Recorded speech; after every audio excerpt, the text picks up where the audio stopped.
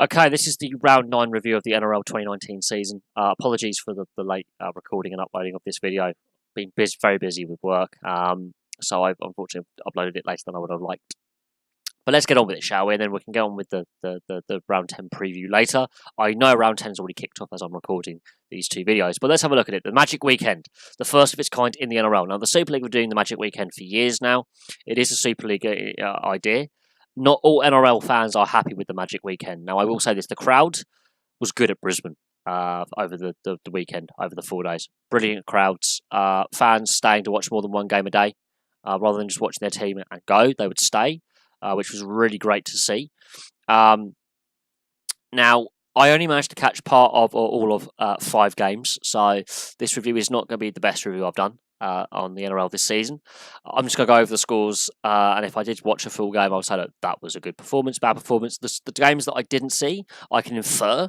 There's obviously one lopsided result in there of a game that I didn't see, and there's also one lopsided result of a game that I did see. The Titans Sharks, the Sharks decimated by injury. They've got 2 options. They can sign players in as short-term cover for the rest of the season, or they can promote youth. They've gone with the promote youth. It's paying off. The Titans, they cannot recapture that back-to-back winning form they had in rounds 5 and 6. They are struggling. Well, I did watch the game. It wasn't the best game of the weekend, I will admit that. There were better games this weekend. I think there were 4 games that were far better for me this weekend. One of them I didn't see. 3 of them I did see. But the Sharks, they're improvising and adapting, and that is the sign of a good side. They haven't been great this season, I will admit that, the Sharks. They've been hit and miss at times, not fully fluent, not flowing. But the injuries, Wade Graham is out, although he's due to return soon. Matt Moylan, due to come back. Josh Dugan came back from injury. Injuries have plagued the Sharks this season. But at the same time, they still have that quality. They still have that experience. All the off-field dramas they've had have been unfortunate. The injury crisis they've had has been unfortunate, yet they can still, basically, a full-strength Titans side, they can beat them. So the Sharks, they have that experience, that nous, and it's a sign of a good side, and a good youth development system as well at the Sharks, that they can do that. They can just put young players in key positions and get a win. 26 points to 18. The Titans, it's a head-scratcher. They are in trouble. And I'll look at the Titans' struggles in another video in the next few days, like I've done with the Panthers and the Broncos. But as more rounds have been played, we just got to look at some of the basic facts. Their win-loss record, they've won 2, lost 7, their points for and against, their top try scorer, where the points coming from, that kind of thing. And at the moment, the Titans they're in trouble, basically. A lot of trouble. There's no fluency, there's no consistency, there's nothing to their game that's saying to me they can win a game. Even though they've won 2 back-to-back games earlier this season, there's nothing saying to me that they're going to do it again. And that's something to be said. The West Tigers, Penrith Panthers, 30 points to 4. I did watch this game. The Tigers had that 20-minute spell in the first half where the Panthers just couldn't touch the ball. And they were just scoring for fun and at will down the Panthers' right-hand side. The Cleary Maloney, who plays in which side on the halves debate, still hasn't been put to bed. Even though in the video I did recently, since Maloney's been in his natural position, the Panthers have played better. They just can't win a game. On this evidence, forget that. They were appalling. They could not defend. Their right-hand side defence is shambolic. And the West Tigers just had fun. And that was their best first quarter of a game ever. One of their best first halves ever. The second half was a damp squig. The direction and the flow of the game had gone. You could tell the Tigers had done enough to win, and they took their foot off the gas. They should have and could have done what the Melbourne Storm did against the Eels and just keep the pedal down, like the Eels did to the Tigers at Westbank Stadium. Just keep the intensity levels up. That's something that could hold the Tigers back later on if they are to make finals football, is that keeping the intensity for 80 minutes. Because if they had, this could have been a 70-point scoreline. I'm no doubt on that. The Panthers were that bad. And the Panthers' concerns continue. Now, is it on the players and the combinations they have? Well, here's the thing. These players, some of them have been at the club a long time. Maloney is a premiership winner. Nathan Cleary is clearly a talented player. Absolutely talented player. He's an exceptional half. There's a debate whether he's one of the best young halfbacks in the game. Maloney's won State of Origin. These two are likely to be the Blues halves, really. They can't even combine well at club level. So will they go in State of Origin? Probably not together. That would be suicide on Brad Fittler if he was to choose those two as his halves combination. They can't get it done at club level. They won't get it done at State of Origin level. Absolutely not. There are issues with the Panthers. The Sea Eagles, much like the Cronulla Sharks, decimated by injury, but they've been on a win streak. The Brisbane Broncos ended that win streak. The Brisbane Broncos, though, I will say this, much like when they beat the Sharks, a decimated Sharks side, they've beaten a decimated Sea Eagles side. Can they win against a full-strength side that doesn't have injuries or massive injury list? That's the debate we've got to have, and that's what the Broncos have to do in the following rounds leading into State of Origin 1, is win 2 out of 3 games, 3 out of 4. If they can't back up this 26-10 win over the Sea Eagles, their season is a write-off. They have to win 3 out of the next 4 games going into and the Origin week. They have to get that momentum going. Otherwise, this season might as well be a write-off. And I'm saying that seriously. Even though they won 26-10, it was their best performance of the season so far. I have to think to myself, they have to start getting those wins. Otherwise, even though they've got this great win and they can do it in one-off games, there's no consistency. There's no direction, it seems. Now, Anthony Seibold had the same issues with the South Sydney Rabbitohs last season. Look at what he went on to do. The initial plan, obviously, was to swap with Wayne Bennett after this season. That was pushed forward a year, which I find bizarre, considering they agreed the coaching change when they did. But then announcing that they were going to have a definite date when one coach leaves, another coach comes in, was also a bit bizarre for me as well, personally. The Broncos have to back up this 26-10 win. The Sea Eagles, they are injury concerns. Will those injuries start really having an impact, and will the Sea Eagles form drop off? We know the Sea Eagles already had a weaker squad than most sides in the comp. Is that going to have an effect? They've had this great run. Are the wheels going to come off? That's a question that we have to look at as well. Will they bounce back in round 10? The Newcastle Knights beating the Canterbury Bulldogs 20-10. Really, really good solid win for the Knights. They're on form now. They're starting to pull away from the bottom end of the table and into the playoff. I call it playoff finals positions in the top 8. They're aiming towards the top 8 now. They are a dark horse. The Bulldogs, it's a rebuild season. The Knights played very, very well. Kalen Ponga is coming of age. Mitchell Pearce is stepping up to the plate. Other players are also putting their hands up. David Clemmer is starting to lead that forward pack. Now the forward pack is starting to be dominant where they weren't before. I think the future is bright for the Newcastle Knights. The Bulldogs, they have some exceptionally talented youngsters. But that's what they are. Talented youngsters. They've got to forge a team unity and forge a direction. If they can keep these youngsters on contract and re-sign them, the future is bright for the Bulldogs. It's just not going to be this season. This is a complete rebuild season for the Bulldogs.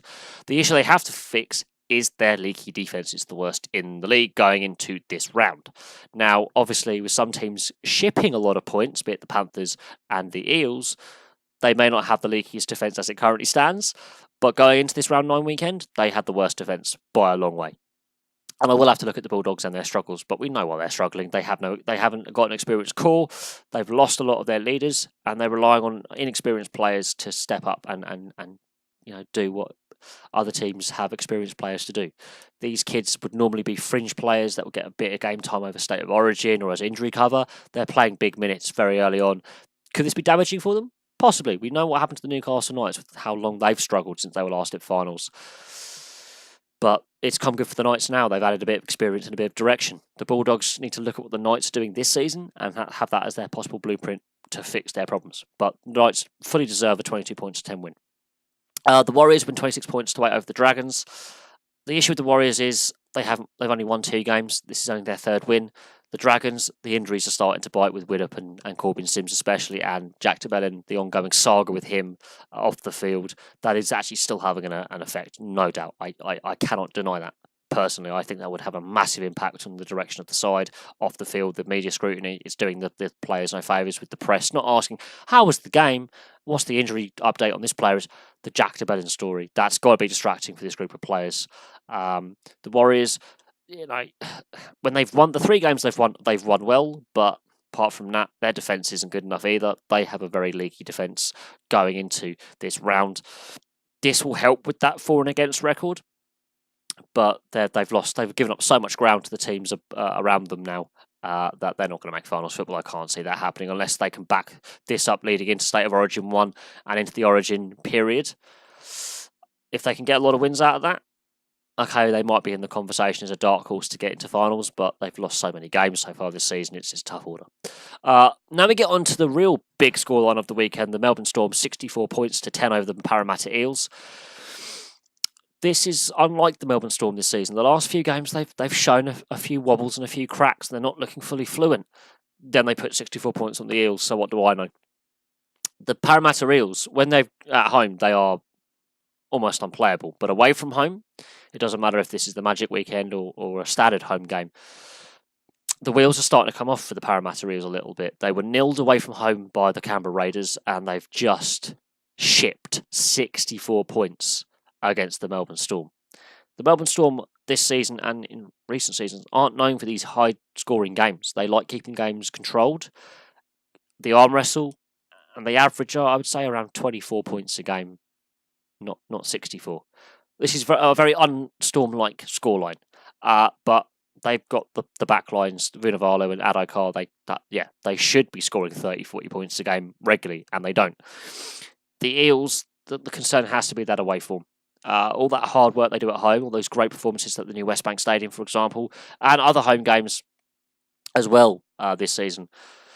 And this comes just days before the news that Clint Gutherson has re-signed for 3 years. Yeah.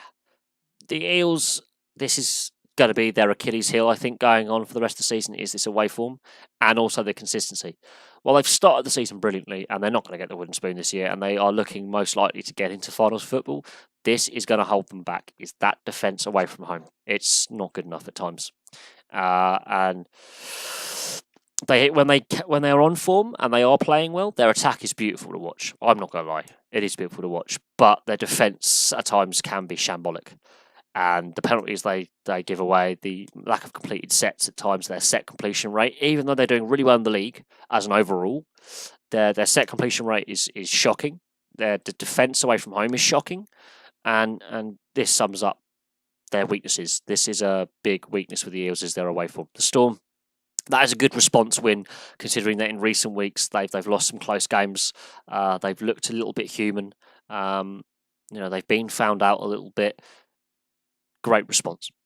Now we get on to the last two games of the weekend. I've watched both these games. The Roosters-Raiders game was a strange game in the first. It was a tale of two halves, but neither side looked fully in control and neither side looked fully out of it. In my opinion, the injuries had a massive impact on this game as well. A lot of injuries. Boyd Cordner, Latrell Mitchell, that was a weird one. Rapana, that's a strange one as well. Is it down to the pitch? Especially with Mitchell and Rapana. Tupou, obviously that neck injury, the crusher tackle, going off to hospital. We know Ryan Hall is going to be starting this weekend, or very likely to feature this weekend. So they've already got a ready-built replacement for Tupou, but that was a nasty-looking neck injury, and the fact he had to leave on a stretcher and go to hospital is concerning. But all reports coming out is he is okay. The injuries are concerning, especially with Latrell Mitchell and Jordan Rapana. Was it the state of the pitch that contributed? Now, Jordan Rapana goes down with no one near him.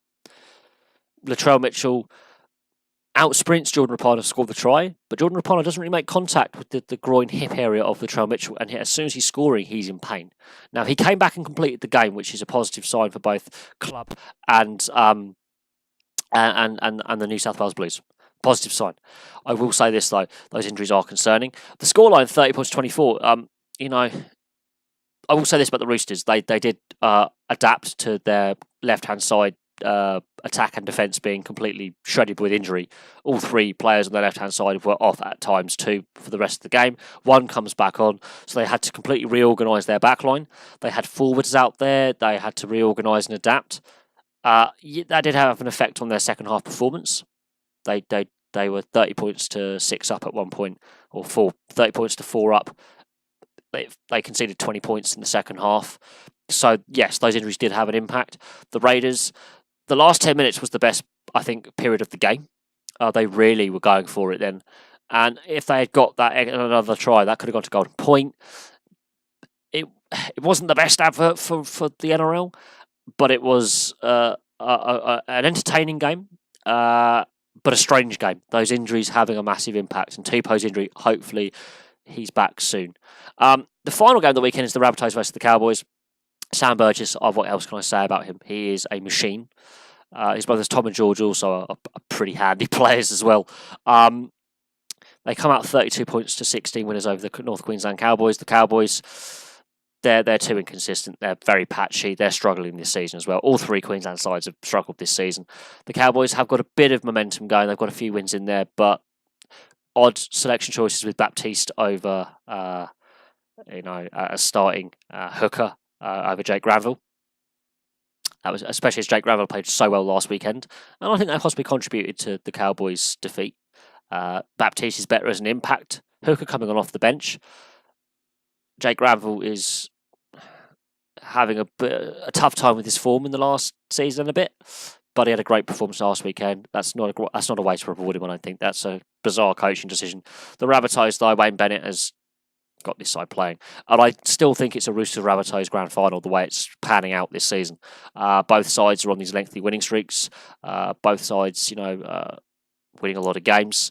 The Rabbitohs have only lost 2 games. The Roosters only 1 game.